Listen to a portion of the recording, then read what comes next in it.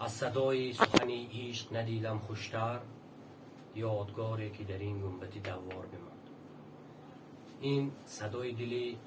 عاشقترین شاعر و شاعرترین عاشق ادبیات کلاسیکی تاجیک و فارس خواجه حافظ است که از آغوش قرنها یا از دوری قرنها به گوش ما میرسد که واقعا هم از صدای سخن عشق یادگاری بهترین نیست.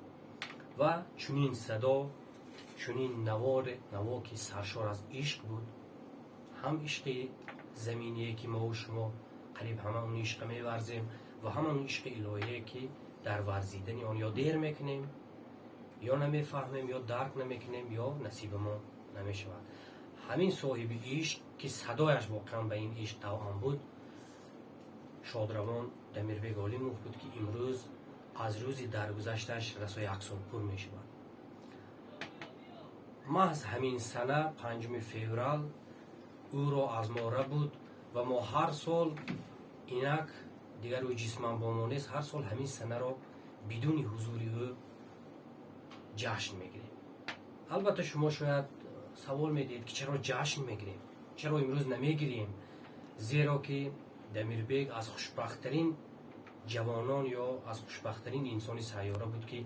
مرگ را اون زمان لبیک گفت، به صدای اجل اون زمان لبیک گفت که وای در این دنیا رسالتش را اجرا کرده بود، بدل دیده راه یافته بود،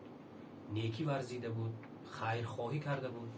فرزندان نیک داشت، و پدر و مادرش تا جایی که توانست نیکی کرده بود و مهمتر از همه محبت مردم سزاوار شده. ما به افتخار امروز که 1 سال از درگذشتش پر می شود خواستیم که چون گفتیم جشن است، چون وای به صدای مرگ لبیک گفت، این هم یک تقدیر و نصیبه وای بود، این جشن وای بود، چون وای به حق پیوست، با آفریدگارش پیوست و ما هیچگاه فاجعه نمیگوییم و ما در همین روز توانستیم که به هدف ما رسیم و درباره وای کتاب نشر کنیم با نام آه آهنگ. آه آهنگ شما میبینید یک کتاب بسیار هم نازنین در حجم 288 صفحه است و وقتی که ما 5 ماه قبل از این به مرتب کردن فراهم سازی این کتاب آغاز کردیم، هیچ گمان نمی کردیم که کتاب تا به این حد پر از مطلب ها، مرثیه ها، شعرها و